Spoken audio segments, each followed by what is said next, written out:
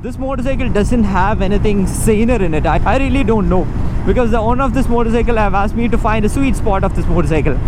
Unfortunately, I have to say him that there is no sweet spot on this motorcycle, but I found few spicy spot on this motorcycle.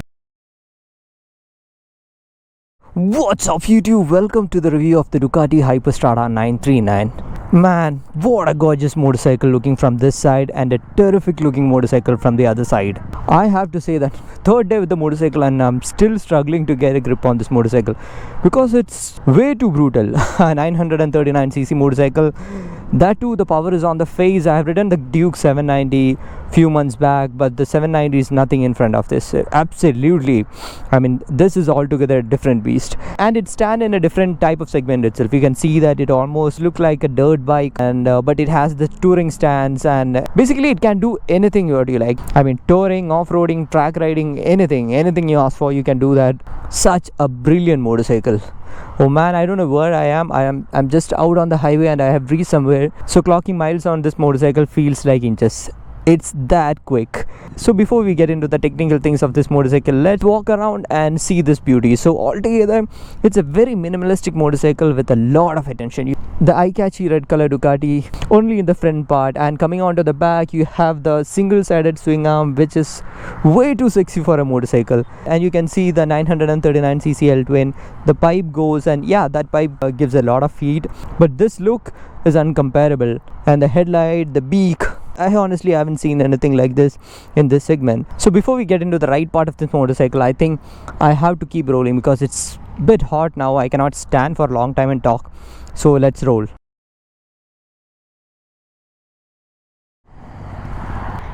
Swinging the leg over it, on papers this is not a tall motorcycle. I think 810mm or something, but it feels a bit tall because the seat is wider. And you see, I don't have completely planted foot on both sides, but if I keep my left leg on the foot peg, I have complete planted foot this side.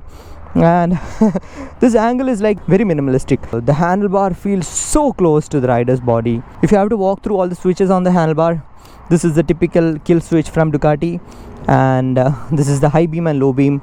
This is an option switch to change things here, and horn, indicator, and the middle one is a mode selector switch, and this one is also an option selector here.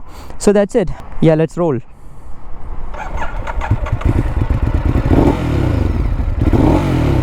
Pretty intimidating.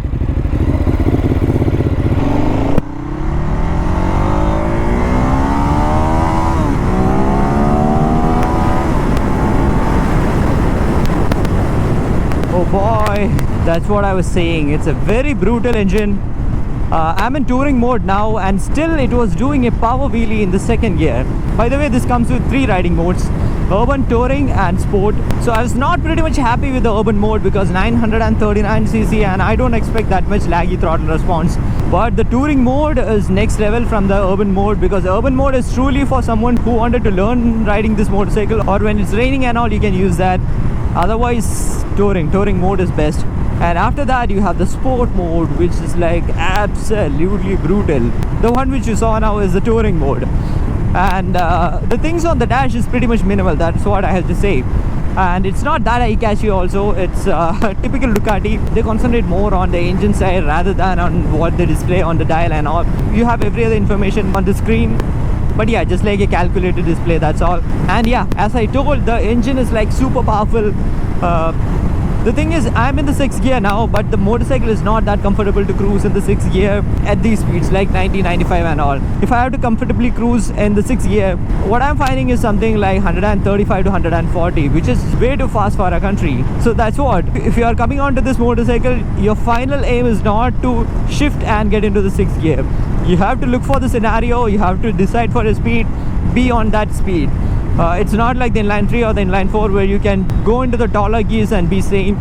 This motorcycle doesn't have anything saner in it. I really don't know, because the owner of this motorcycle have asked me to find a sweet spot of this motorcycle.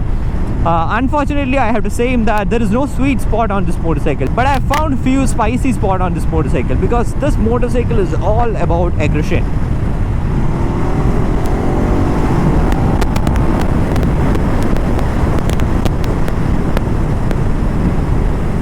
You see that if you whack open the throttle, it will give you adrenaline into the brain in no time. Let me just lower the speeds, otherwise I won't be audible. So yes, that's it with the engine. And coming on to the ergonomics, this ergonomics might look a bit weird if you don't have any experience on proper dirt bikes, motocross bikes. I'm talking about proper dirt bikes. I'm not telling off-roaders, which is there in Indian market, because the riding stance itself is different. I'm keeping my legs wide apart because the seat is a bit wider and the handlebar feels so near to me, and that is a bit awkward when you're jumping from a sports motorcycle especially, and the tank is not so huge. It almost looks like a dirt bike in this angle. And it's a very comfortable handlebar, and I'm finding a lot of turning radius, and the handlebar is wide, so you have a lot of control as well. And the foot peg is rightly beneath you. It's not racer, definitely it's not, because if you want to stand on the foot peg, it is very comfortable. But unfortunately, what I see on this motorcycle is that you don't have that much of a butt room to play with, especially going backwards. You can come to the front, but going backwards, I'm not finding that much of space. The seat abruptly escalates to the pillion seat.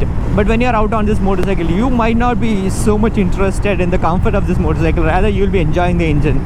And when it comes to safety and the control, this motorcycle has brilliant brakes. I have to say that the bite of the front brake is exceptionally brilliant, and the way the suspension handles on bad roads is like nothing. Because I remember running through a big pothole. I was in 110 or 120. I saw the pothole, but nothing happened. It just ran through that. Even I didn't felt anything on my handlebar. This motorcycle is that comfortable. That's what I told. The suspension and the brakes are exceptionally good on this motorcycle. Unfortunately, this doesn't come with an adjustable suspension in the front, but obviously you have an adjustable rear suspension. And to talk about the electronics, this comes with ABS and traction control. You can see that. So switching between the modes, the urban, touring and the sport mode, the levels of traction control and ABS actually change. Let me put into the sport mode. So long press this button. Yeah, it's in sport.